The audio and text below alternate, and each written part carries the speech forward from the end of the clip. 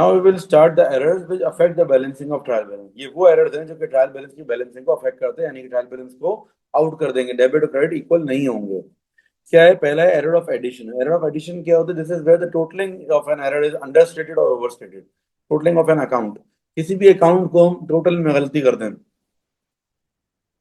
अगर एक T account की किसी भी जगह की टोटलिंग में मिस्टेक करेंगे तो ऑटोमेटिकली क्या हो जाएगा? ट्रायल बैलेंस हमारा आउट हो जाएगा।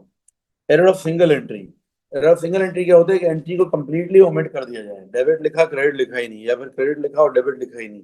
तो इस तरीके से एरर ऑफ सिंगल एंट्री कहलाता है। इस सूरत में भी क्या होगा? ट्रायल बैलेंस बराबर नहीं रहेगा। तीसरा क्या है? Error of partial omission.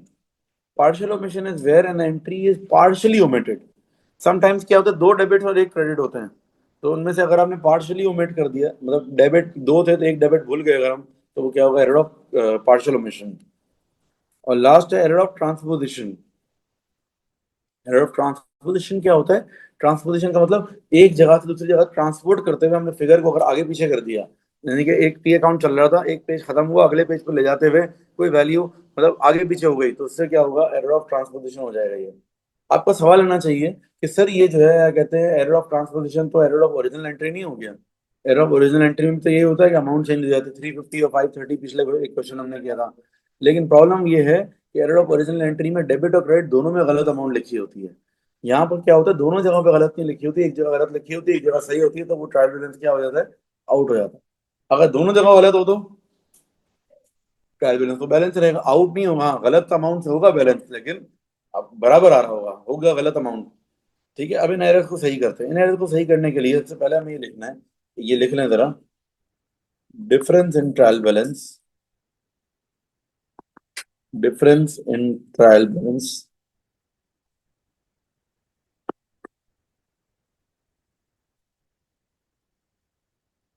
is the opening balance of suspense account.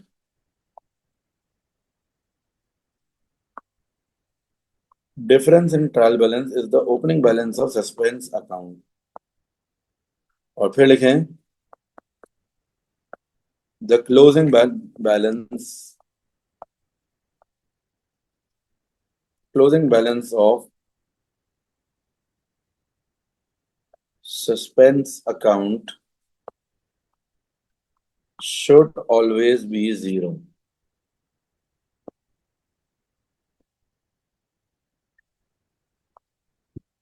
ठीक है, सस्पेंस अकाउंट जब हम बनाएंगे उसका क्लोजिंग बैलेंस जीरो हो जाना चाहिए, मतलब बैलेंस बैलेंस ही हो जाना चाहिए, there should be no balance carry down. ठीक है सब? अच्छा भाई, आगे चलते हैं नेक्स्ट। अब क्वेश्चन देखते हैं इसके। देखो फर्स्ट क्वेश्चन है हमारे पास। A trial balance was extracted from the books of D Wilson and it was found that the debit side exceed the credit side by $200। This amount was entered in the suspense account. The following errors were later discovered and corrected. Purchases were oversummed by 129. Purchases were oversummed, मतलब purchases को हमने क्या किया? Totalling में ज्यादा लिख लिया। क्या करना है? परचेजेस को हमें कम करना पड़ेगा। परचेजेस कैसे कम होती हैं पहले तो ये देख लो जरा। डेबिट पर या क्रेडिट पर? परचेजेस जो है वो क्रेडिट पर कम होती हैं, तो परचेजेस क्रेडिट हो गई, और डेबिट पर कुछ भी नहीं है ना, सस्पेंस आ जाएगा automatically. I repeat once again, suspense account कहाँ आता है? एंट्री को कंप्लीट करने के लिए। एक एंट्री में एक डेबिट और एक क्रेडिट आता है। अगर आपने कुछ क्रेडिट कर दिया, डेबिट साइड खाली है, तो डेबिट पर क्या आ जाएगा? आपका सस्पेंस आ जाएगा।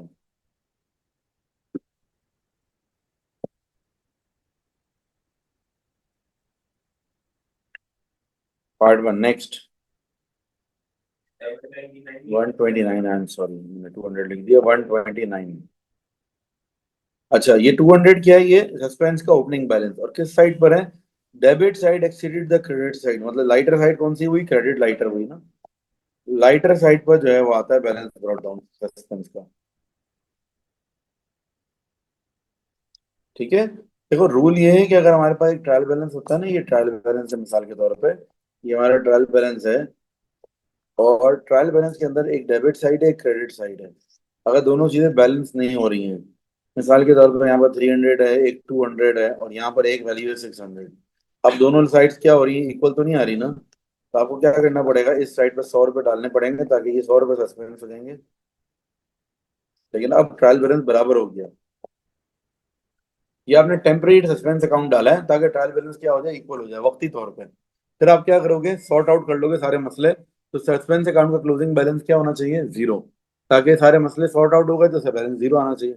इनिशियली आपने क्या किया भाई, चलो फिलहाल मैं अपने जेब से 100 रुपये डाल देता हूँ और ढूंढ लेते हैं क्या प्रॉब्लम है। सही है, मेरी बात समझ गए आप लोग। ये सस्पेंस है। अब आपने 200 डाल, सस्पेंस अकाउंट को ओपनिंग बैलेंस आ गया, ये सारी एंट्रीज करेक्ट करेंगे तो बैलेंस जीरो हो जाएगा। An amount paid to ILN was debited to the control account as 98 instead of 89। Control account मतलब आईलेन के अकाउंट की बात हो रही है। मतलब एक अमाउंट पे करी है हमने आईलेन को और क्या किया है, आईलेन के अकाउंट में 98 डाल दिया इंस्टेड ऑफ 89। कितने का डिफरेंस है, 9 का। मैंने क्या किया, 9 से ज्यादा डेबिट कर दिया ना। मुझे क्या करना है, 9 से आईलेन को क्या करना पड़ेगा, क्रेडिट। आईलेन को करना पड़ेगा क्रेडिट 9 से। और डेबिट में क्या आ जाएगा, सस्पेंस।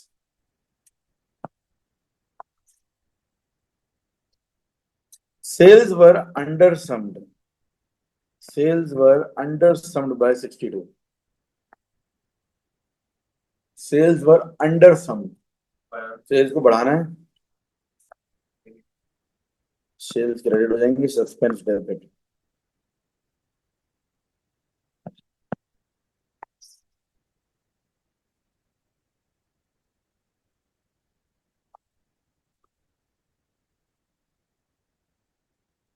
अब सस्पेंस अकाउंट की एंट्री यहाँ पर शिफ्ट कैसे करेंगे, ट्रांसपोर्ट कैसे करेंगे, मतलब जो पोस्ट कैसे करेंगे। डबल एंट्री से टी अकाउंट में जब भी वैल्यू लेकर जाते हैं तो क्या होता है, देखो ये सस्पेंस अकाउंट डेबिट हो रहा है ना, तो हम ले जाके वैल्यू लिखेंगे डेबिट पर ही। बट खाली रेफरेंस में क्या डालेंगे, रेफरेंस में ऑपोजिट डलता है। सस्पेंस डेबिट हो रहा है, रेफरेंस में उसका क्रेडिट बनाएगा, परचेज आ गया। सेकंड वाली एंट्री में भी सस्पेंस डेबिट हो रहा है लेकिन रेफरेंस में क्या आएगा, आई लेन। थर्ड वाली एंट्री में भी सस्पेंस डेबिट हो रहा है बट रेफरेंस में क्या आ जाएगा, सेल्स। टोटल आ गया 200 और ये भी आ जाएगा 200।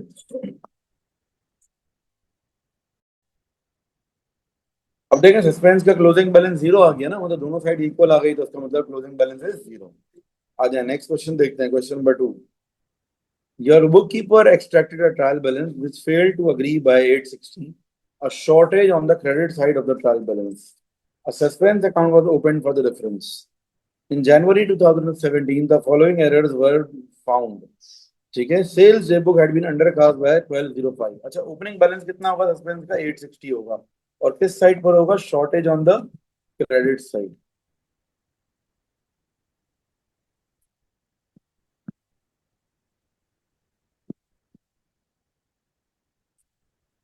ठीक है, बैलेंस ब्लॉट डाउन आ गया 860।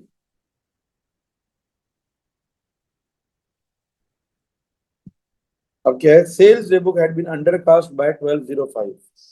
Sales day book undercast है, मतलब सेल्स डे बुक को क्या करना है, सेल्स क्या करनी है, बढ़ानी है हमें। सेल्स डे बुक मतलब सेल्स की बात हो रही है, सेल्स को बढ़ाना है। सेल्स क्या हो जाएंगी, क्रेडिट। और suspense debit.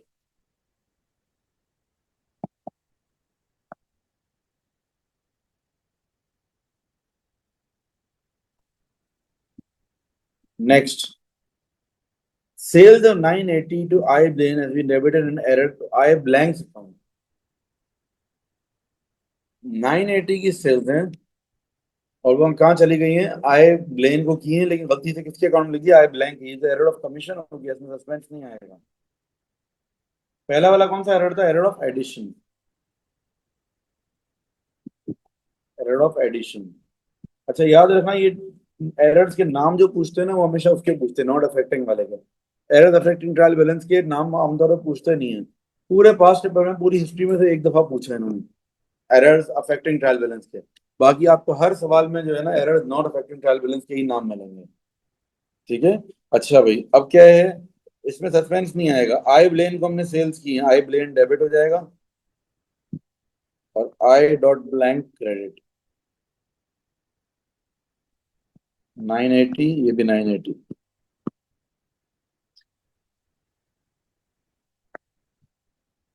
Rent account had been undercast by 404।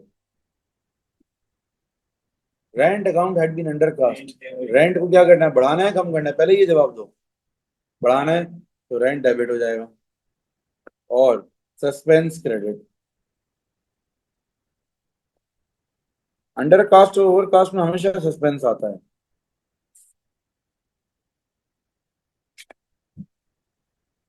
Discount allowed account had been overcast by 59. Discount allowed had been overcast by 69, 59. Discount allowed को कम करना है।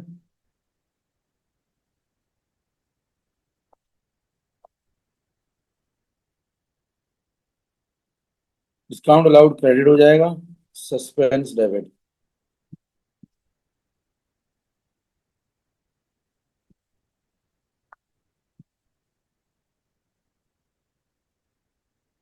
The sale of a computer and netbook value had been credited in error to the sales account. ये error of principal है, इसमें भी suspense नहीं आएगा। Computer बेचा है और हमने कहाँ डाल दिया उसको, सेल्स अकाउंट में डाल दिया। सेल्स में क्या करेंगे, हम डेबिट कर देंगे और computer credit.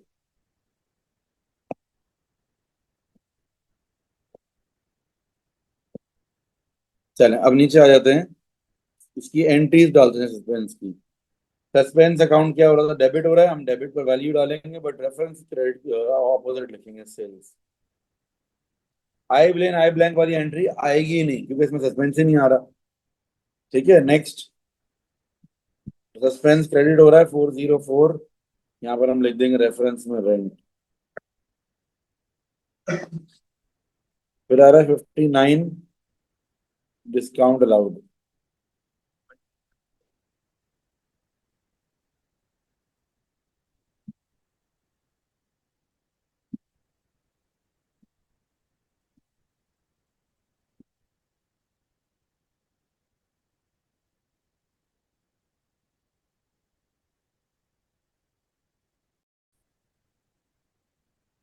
If the net profit had previously been calculated at 58,600 for the year ending 31st December, show the calculations for corrected net profit. अब बात ये कि पुराना नेट प्रॉफिट हमारा कितना था, 58,600, इसको लिख दो incorrect profit.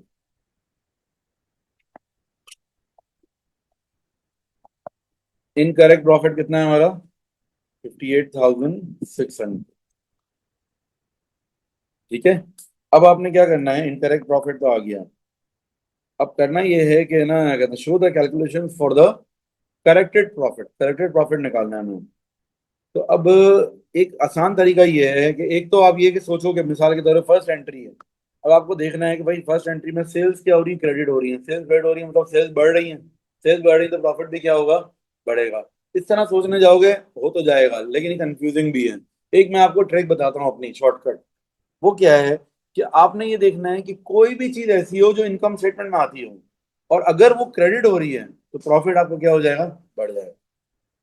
Any item of income statement is credited, profit will increase. Any item of income statement is debited, profit will decrease. ये रूल है, सही है। कोई भी आइटम इनकम स्टेटमेंट का अगर क्रेडिट हो रहा है प्रॉफिट विल इंक्रीज। चलें अब देखते हैं, ये लिख लें, ये नोट कर लें कहीं पर, ऊपर स्टार बना के लिख लें। तो any item of income statement अगर डेबिट हो रहा है, डेबिट डीआर होगा तो प्रॉफिट विल डिक्रीज। और अगर यही चीज क्रेडिट हो रही होगी तो प्रॉफिट विल इंक्रीज। अब इसके बाद सोचने की जरूरत ही नहीं, डायरेक्ट डायरेक्ट आप कर सकते हो।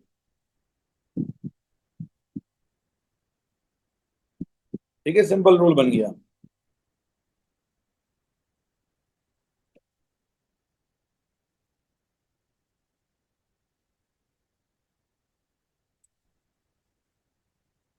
चले सबसे पहली ट्रांजेक्शन में क्या हो रहा है, सेल्स क्रेडिट हो रही है 1205, सेल्स क्रेडिट हो रही है। ठीक है, प्रॉफिट हमारा क्या हो जाएगा, बढ़ जाएगा। नेक्स्ट, उसके बाद अगला क्या है, रेंट। रेंट डेबिट हो रहा है, सेकंड वाले में तो आई ब्लेन और आई ब्लैंक है। आई ब्लैंक तो आएगा ही नहीं क्योंकि इनकम स्टेटमेंट में किसी बंदे का नाम तो आता नहीं है, कोई एक्सपेंस भी नहीं है, कुछ भी नहीं है। ठीक है, तो आपका होगा 980, ये सॉरी ये होगा ही नहीं है, फिर रेंट आ जाएगा, रेंट डेबिट हो रहा है, प्रॉफिट कम हो जाएगा।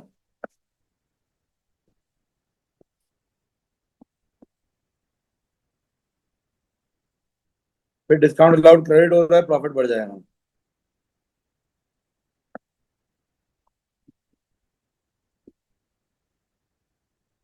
ठीक है। नेक्स्ट क्या है आपके पास? सेल ऑफ अ कंप्यूटर, ये सेल्स डेबिट हो रही है, सेल्स डेबिट हो रही है, प्रॉफिट बढ़ जाएगा हमारा। बस सेल्स डेबिट हो रही है, प्रॉफिट कम हो जाएगा, सॉरी।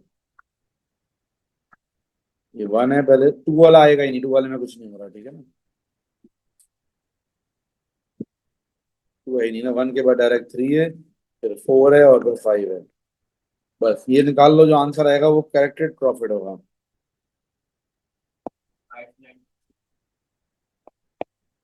59,260, ये हो गया करेक्टेड प्रॉफिट। तो इतना ही रखेंगे आज के लिए, अल्लाह। नेक्स्ट क्वेश्चन आप लोगों का होमवर्क, क्वेश्चन नंबर थ्री है इसमें, क्वेश्चन थ्री फोर, थ्री और फोर होमवर्क है। ठीक है, फिर हम पास अगली क्लास में करेंगे।